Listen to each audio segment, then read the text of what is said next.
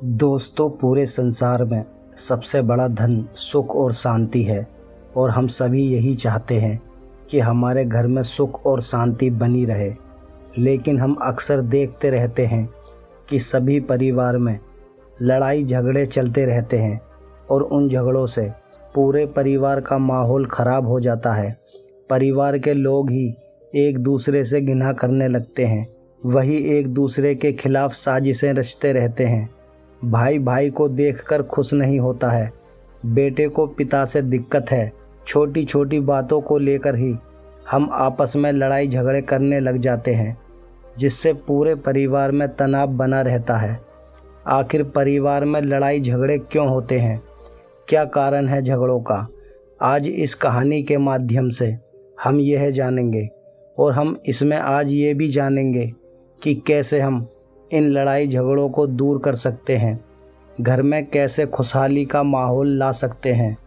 बस आपको ये कहानी पूरी और ध्यानपूर्वक सुननी है और अंत तक ज़रूर देखनी है, तभी आपको सारा खेल समझ में आएगा। अन्यथा आप कुछ चीज़ों से वंचित रह सकते हैं। एक समय की बात है, एक नगर में एक सेठ रहता था। वो सेठ बहुत धनवान था, उसका व्यापार बहुत दूर दूर तक फैला हुआ था। उस सेठ का छोटा सा बहुत ही सुखी परिवार था। उसके परिवार में वो और उसकी पत्नी थी। वो सेठ सभी लोगों की मदद भी किया करता था और सेठ के पास कभी भी कोई भी चीज़ की कमी नहीं थी। नगर के सभी लोग उसका बहुत सम्मान करते थे। उसके जीवन में किसी भी प्रकार का कोई भी दुख नहीं था। कुछ समय बाद सेठ की पत्नी ने एक पुत्र को जन्म दिया। अब तो सेठ की खुशियों का कोई ठिकाना ही नहीं रहा। उसने पूरे नगर में लड्डू बंटवाए। वो बहुत ही खुश था। उसने अपने पुत्र का नाम गोपाल रखा। सेठ ने गोपाल को खूब स्नेह दिया, उसकी छोटी छोटी सभी ज़रूरतों को अच्छे से ख्याल रखा और उनको पूरा किया। कुछ वर्षों के पश्चात सेठ को और एक पुत्र हुआ। सेठ ने दूसरे पुत्र के जन्म पर भी पूरे गांव में लड्डू बंटवाए। उसने दूसरे पुत्र का नाम श्याम रख दिया। वो अपने दोनों पुत्र गोपाल और श्याम से बहुत स्नेह करता था। उनको सभी प्रकार की सुख सुविधाएं दी, उनको बहुत अच्छी तरीके से पढ़ाया लिखाया। सेठ ने अपने दोनों पुत्रों की हर ख्वाहिश को पूरा किया। जो भी गोपाल और श्याम ने उससे मांगा, वो सब कुछ सेठ ने ला कर दिया। कभी भी कोई भी चीज़ की कमी नहीं रखी। धीरे धीरे समय के साथ सेठ के दोनों पुत्र जवान हो गए। अब सेठ ने सोचा कि मेरे बेटे बड़े हो गए हैं, अब ये मेरे व्यापार को संभाल लेंगे। फिर सेठ ने अपने दोनों बेटों को अपने पास बुलाया और उनसे कहा, गोपाल और श्याम बेटा, अब तुम बड़े हो गए हो, अब तुम्हें ही मेरा सारा व्यापार संभालना है और इसे आगे बढ़ाना है। तब तुम दोनों रोज़ मेरे साथ आया करो और मेरे से व्यापार के बारे में सीखा करो कि कैसे क्या होता है, कैसे व्यापार किया जाता है। अब रोज़ गोपाल और श्याम सेठ के साथ आते और व्यापार के बारे में सीखते। कुछ ही दिनों में दोनों भाइयों ने व्यापार के ऊंच नीच के बारे में सीख लिया। अब सेठ को किसी भी बात की कोई चिंता नहीं रही। उसने अपना कारोबार अपने दोनों बेटों के हाथ में सौंप दिया। कुछ दिनों तक तो सब कुछ बहुत ही अच्छा चलता रहा, लेकिन धीरे धीरे दोनों भाइयों में झगड़े होने लगे। गोपाल बोलता कि मैंने इतना काम किया है, तू कुछ नहीं करता। तो श्याम बोलता, भैया मैंने भी तो इतना काम किया है, आप मुझे ऐसा कैसे बोल सकते हो? जितना हक आपका है उतना मेरा भी है, आप मुझे कुछ नहीं बोल सकते। अब तो आए दिन उनके झगड़े होना शुरू हो गए थे। दोनों भाई एक दूसरे से घृणा करने लग गए। अब तो उन दोनों का आसपास में सभी लोगों को पता चल गया कि इन दोनों भाइयों में बनती नहीं है। एक बार गोपाल अपने दोस्त के साथ बैठा था। उसने अपने दोस्त से बातों ही बातों में कह दिया कि अरे यार, व्यवसाय में पूरा काम मैं ही करता हूँ, मेरा भाई कुछ भी नहीं करता। यह सुनकर गोपाल के दोस्त ने कहा, देख भाई, मेहनत तो तू कर रहा है और तेरा भाई पका पकाया हुआ खा रहा है। वैसे देखा जाए तो तू उससे बड़ा है, तुझे उससे काम करवाना चाहिए और अगर वो काम नहीं करे तो तू उसे व्यापार से निकाल दे। वैसे भी तू बड़ा है, तेरे पिताजी के व्यवसाय पर पहला हक तेरा ही है। अपने दोस्त की बातें गोपाल के मन में बैठ गईं। वह मन ही मन सोचने लगा कि अब तो श्याम को व्यापार से निकाल ही दूंगा। उधर श्याम भी अब अपने दोस्तों से मिला तो उसने अपने दोस्तों को बताया कि यार बड़े भैया मुझे कुछ भी बोल देते हैं, खुद तो कुछ करते हैं नहीं, मुझे ही बोलते रहते हैं। अरे यार बड़े हैं तो क्या हुआ, वो जैसा कहेंगे मैं वैसा थोड़ा ही करूँगा। आखिरकार व्यापार जितना उनका है उतना मेरा भी तो है। ये बातें सुनकर श्याम के दोस्त बोले, यार तेरा भाई तेरा इस्तेमाल कर रहा है, वो खुद तो कुछ करता है नहीं, बस तेरे से काम करवाता रहता है और खुद मज़े में रहता है। यार देख तू अपने भाई से बचकर रहना, कहीं वो तेरे पिताजी की सारी जमा पूंजी खुद के पास ही ना रख ले और तुझे व्यापार से निकाल दे। अपने दोस्तों की बातें श्याम के मन पर घर कर गईं। अब दोनों भाई घर पहुँचे। अब वो दोनों एक दूसरे को इन नज़रों से देखते मानो एक दूसरे के वे सबसे बड़े दुश्मन हो। उधर सेठ और सेठानी को इन बातों का पता भी नहीं था कि दोनों भाइयों में इतना झगड़ा किस बात से हो रहा है। वो तो बस यही सोच रहे थे कि कोई छोटी मोटी बात होगी। बचपन में भी तो ऐसे ही लड़ते थे और फिर सब भूलकर एक साथ खेलने लग जाते थे। अभी कुछ देर में ठीक हो जाएगा इनका झगड़ा, लेकिन समय के बीतने के साथ उन दोनों भाइयों का झगड़ा बढ़ता ही गया। अब सेठ को कुछ समझ ही नहीं आ रहा था कि वो अब क्या करे। फिर सेठानी ने कहा कि हम दोनों की शादी करवा देते हैं, इनके ऊपर जिम्मेदारी पड़ेगी तो ये अपना बचपना छोड़कर उसमें लग जाएंगे। फिर वो कुछ दिनों बाद ही गोपाल और श्याम की दो सुंदर कन्याओं से विवाह करवा देते हैं। लेकिन गोपाल और श्याम के झगड़े तो फिर भी नहीं रुके, बल्कि बाद में तो वो झगड़े और बढ़ गए। अब दोनों भाइयों को बस यही बात सताती रहती कि कहीं व्यापार उनके हाथों से ना निकल जाए। वो दोनों एक दूसरे की चुगली करते। गोपाल कहता कि मेरा भाई श्याम सामान में मिलावट करता है, उससे सामान मत खरीदना। और उधर श्याम भी अपने बड़े भाई गोपाल के लिए यही कहता कि मेरा भाई सामान में मिलावट करता है, उससे सामान मत खरीदना। दोनों एक दूसरे के ही दुश्मन बन गए। उधर घर पर भी काम को लेकर उनकी पत्नियां आपस में झगड़ती रहती। एक कहती कि मेरा पति इतना कमाता है, मैं काम क्यों करूं। दूसरी भी यही कहती कि मेरा पति भी तो इतना कमाता है, फिर मैं भी काम क्यों करूं। सेठानी उनके झगड़ों से परेशान होकर खुद ही काम करने लग जाती, पर वो दोनों दिन भर छोटी छोटी बातों पर झगड़ा करते रुकती नहीं थी। सेठ ने भी यह देखकर सोचा कि ये मेरे घर का क्या हाल हो गया है। एक समय था जब मैं खुशी से अपने परिवार के साथ रहा करता था, हमारे जीवन में किसी प्रकार का कोई दुख था ही नहीं, पर ये लोग तो छोटी छोटी बातों पर ही झगड़ा शुरू कर देते हैं। अब समय आ गया है कि अब मैं दोनों बेटों को अलग कर देता हूँ ताकि उनमें किसी भी बात को लेकर झगड़ा ना हो। फिर सेठ ने दोनों को अलग कर दिया। आधा व्यापार गोपाल को और आधा व्यापार श्याम को सौंप दिया। अब दोनों भाई अलग अलग व्यापार करते। वो दोनों भाई हमेशा एक दूसरे की बुराई करते रहते ग्राहकों से, जिसका असर उनके व्यापार पर भी पड़ा। और दूसरे व्यापारियों ने भी दोनों भाइयों के झगड़ों का खूब फ़ायदा उठाया। दूसरे व्यापारी उन दोनों को भड़काते रहते कि तुम ऐसा करो, अपने व्यापार को जमाने के लिए तुम कम कीमत पर सामान दो ताकि लोग तुमसे प्रभावित होंगे और तुम्हारे से ही सामान खरीदेंगे, जिससे तुम्हारे भाई का व्यापार चौपट हो जाएगा और तुम मालामाल हो जाओगे। लोगों की बातों में आकर दोनों भाइयों ने ऐसा ही किया, जिसका परिणाम ये हुआ कि दोनों भाइयों का व्यापार धीरे धीरे चौपट हो गया। लोग उनसे से कम कीमत पर सामान खरीदते और कुछ लोग तो उनसे उधार भी ले जाते और वो दोनों भाई भी उनको सामान दे देते ताकि वो उनसे ही सामान खरीदें और उनकी प्रशंसा करें। देखते ही देखते उन दोनों भाइयों का व्यापार पूरी तरह से चौपट हो गया। वो दोनों अमीर सेठ से गरीब सेठ बन गए।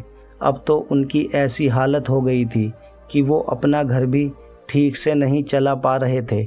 उन्हें समझ ही नहीं आ रहा था कि वो अब करें तो करें क्या। तभी वो दोनों अपने पिताजी के पास आए और उनसे बोले कि पिताजी, आप व्यापार कैसे किया करते थे? हमारा तो व्यापार ही चौपट हो गया। हमने हर तरीका अपनाया व्यापार करने का, पर हम तो आपकी तरह बन ही नहीं पाए। आखिर हमारे साथ ऐसा क्यों हुआ पिताजी? तभी सेठ ने गोपाल और श्याम से कहा, क्या वाकई में तुमने अच्छे से व्यापार किया था? तुम दोनों तो हमेशा लड़ाई झगड़े में ही रह गए। तुमने व्यापार के ऊपर तो कभी भी ध्यान दिया ही नहीं।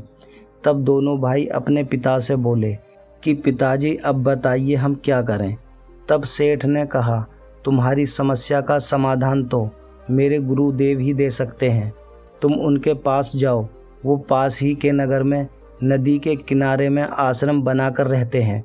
वो तुम्हें अवश्य ही कुछ बता सकते हैं। पिता की बात सुनकर दोनों भाई गुरु से मिलने के लिए निकल जाते हैं। वो नदी किनारे पहुँचे। वहाँ पर एक बौद्ध भिक्षु अपने शिष्यों को उपदेश दे रहे थे। वो दोनों भाई उनके पास गए और उनको प्रणाम किया और उन्होंने अपना परिचय दिया। बौद्ध भिक्षु ने उनसे पूछा कि बालकों, तुम यहाँ क्यों आए हो? तब वो दोनों बोले कि हमारी समस्या है। पिताजी ने कहा है कि आप उस समस्या का समाधान बता सकते हैं।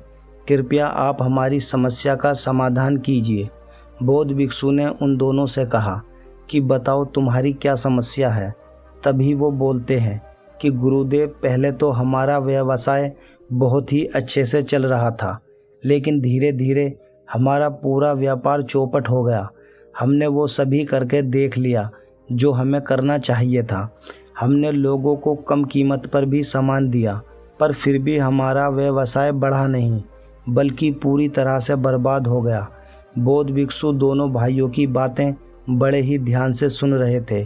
फिर उन्होंने पूछा कि तुम दोनों ने कम कीमत पर सामान और उधार क्यों दिया? तभी गोपाल बोला कि हम चाहते थे कि वो हमेशा हमसे ही सामान खरीदें, ताकि हमारा व्यापार और बढ़े और लोग हमारी प्रशंसा करें। फिर बौद्ध भिक्षु ने कहा, तुम्हें ऐसा करने के लिए किसने कहा था कि तुम ऐसा करोगे तो लोग तुम्हारी प्रशंसा करेंगे और लोग तुमसे ही सामान खरीदेंगे? तभी श्याम ने बोला कि ऐसा हमसे दूसरे व्यापारियों ने कहा था कि अगर हम सामान कम कीमत पर बेचेंगे तो लोग हमसे ही सामान खरीदेंगे और हमारी प्रशंसा करेंगे। फिर हम धीरे धीरे सामान को ज़्यादा कीमत पर बेचेंगे, तब भी वो सामान हमसे ही खरीदेंगे। लेकिन ऐसा हुआ नहीं गुरुदेव, हम तो बर्बाद हो गए। अब तो हमारी हालत ऐसी हो गई है कि लोग हमारी तरफ देखते भी नहीं हैं। हम अपने परिवार का पेट भी ठीक से नहीं भर पा रहे हैं। हमारे पिताजी का नगर में बहुत सम्मान था, धनवान सेठों में उनका नाम आता था, पर अब सब कुछ बर्बाद हो गया है। अब आप ही हमें बताइए कि हम क्या करें? फिर बौद्ध भिक्षु उनकी बात सुनकर उनसे कहते हैं कि मैं जो भी तुम्हें बताऊंगा उसे बड़े ध्यान से सुनना। इस संसार में सबसे बड़ा धन सुख और शांति है। जब भी हम परेशान होते हैं या फिर हमारे सामने कोई समस्या आती है तो हम सबसे पहले अपने परिवार के पास जाते हैं, क्योंकि परिवार के लोग ही तो होते हैं जो तुम्हारी समस्या को समझ सकते हैं। लेकिन तुम दोनों ने अपनी समस्या अपने परिवार वालों से न कहकर दूसरों को कही है। दूसरे लोग तुम्हारी समस्या सुनकर कभी सही निर्णय नहीं देंगे, बल्कि वो तो तुम्हें गलत रास्ते बताएंगे और गलत बातें बताएंगे। जो बात है ही नहीं उसमें भी नमक मिर्च लगाकर तुम्हारे सामने रखेंगे। लोगों को ऐसा करने में बड़ा मज़ा आता है। उनको कोई फ़र्क नहीं पड़ता कि आप किस समस्या से जूझ रहे हो। आप तो उनके पास हल खोजने के लिए जाते हैं, पर आपको वो सुलझाने की जगह और भी उलझा देते हैं। इसलिए अगर हम किसी चीज़ से परेशान हैं तो सबसे पहले हमें अपने घर वालों के साथ बैठकर बात करनी चाहिए, क्योंकि आपकी हर समस्या का समाधान लोगों के पास नहीं है, बल्कि आपके परिवार के लोग ही आपकी समस्या अच्छे से हल कर सकते हैं। कभी भी अपने परिवार की कमजोरी किसी को मत बताओ। तुम में और तुम्हारे भाई में अगर नहीं बनती है तो ये बात तुम दोनों को अपने तक ही सीमित रखनी चाहिए। अगर तुम दोनों ने अपने को अच्छा साबित करने के लिए अपने भाई की बुराई करना शुरू कर दी, जिसका नतीजा ये हुआ कि लोगों ने तुम्हारी ही कमजोरी का फ़ायदा उठाया, क्योंकि लोगों को तुम दोनों ने ही बताया है कि आपस में तुम दोनों की नहीं बनती। अगर तुम उनको नहीं बताते तो उनको कैसे पता चलता? क्या ये सब बताने के बाद लोगों ने तुम्हें अच्छी राय दी है? क्या उन लोगों ने तुमसे कहा है कि आपस में झगड़ा मत करो? नहीं ना, बल्कि लोगों ने तुम्हें एक दूसरे के खिलाफ बहुत अच्छे से भड़काया है ताकि तुम दोनों कभी आगे नहीं बढ़ पाओ। तुम उन लोगों के पास समाधान के लिए गए थे और बदले में उन लोगों ने तुम्हें मुसीबत में डाल दिया। दूसरे लोग कभी नहीं चाहेंगे कि तुम उनसे आगे निकलो, वो हमेशा तुम्हें गिराने की कोशिश करेंगे। आखिर दूसरे व्यापारी क्यों चाहेंगे कि तुम आगे बढ़ो? कोई भी अपने व्यवसाय को लात नहीं मारने देगा। वो तो यही चाहेगा कि कैसे भी वो सबसे बड़ा व्यक्ति बन जाए। वो लोगों को कभी सही राय नहीं देगा। और तुम दोनों ने दूसरे व्यापारियों की बात मान ली और उनके कहे अनुसार करना शुरू कर दिया। क्या तुमने उस वक्त एक बार भी अपने पिताजी से पूछा था कि पिताजी, आप व्यवसाय किस प्रकार करते थे? तुम्हारे पिताजी भी तो धनवान सेठ थे। क्या तुमने कभी उनसे राय ली, उनसे सलाह मशवरा किया? जब तुम्हारा सब कुछ बर्बाद हो गया तब तुम्हें अपने पिता की याद आई। अगर तुम दूसरों को पूछने की बजाय अपने पिताजी से पूछते तो शायद आज तुम्हारा व्यवसाय बर्बाद नहीं होता। कभी भी अपने परिवार के सदस्यों की बुराई दूसरों से मत करो, इससे तुम्हें कुछ हासिल नहीं होने वाला। लोगों को तुम बताओगे कि मेरा भाई मेरे साथ ये करता है, मेरे पिताजी ने ऐसे किया, मेरी माता ने वैसा किया, तो लोग क्या करेंगे? तुम्हें बोलेंगे कि तू सुनता क्यों है उनकी, तू भी उनकी बातें मत सुन। जिससे क्या होगा कि तुम्हारा ही नुकसान होगा। तुम लोगों के बीच तनाव बढ़ेगा। लोग तो आग लगाने वालों में से हैं, पर उस आग में उनका कुछ नहीं बिगड़ेगा, बल्कि तुम्हारा घर जलकर राख बन जाएगा। तुम दोनों ने ही एक दूसरे की बुराई की और लोगों ने तुम्हें एक दूसरे के खिलाफ और भड़काया है। जिससे हुआ क्या? उनका तो कुछ नहीं बिगड़ा, लेकिन उनकी लगाई आग से तुम दोनों ही बर्बाद हो गए। इसलिए कभी भी अपने घर के सदस्यों की बुराई किसी के सामने मत करो। अगर तुम्हें अपने भाई से किसी बात को लेकर समस्या है तो तुम उसे आपस में ही बैठकर घर पर ही सुलझा सकते हो।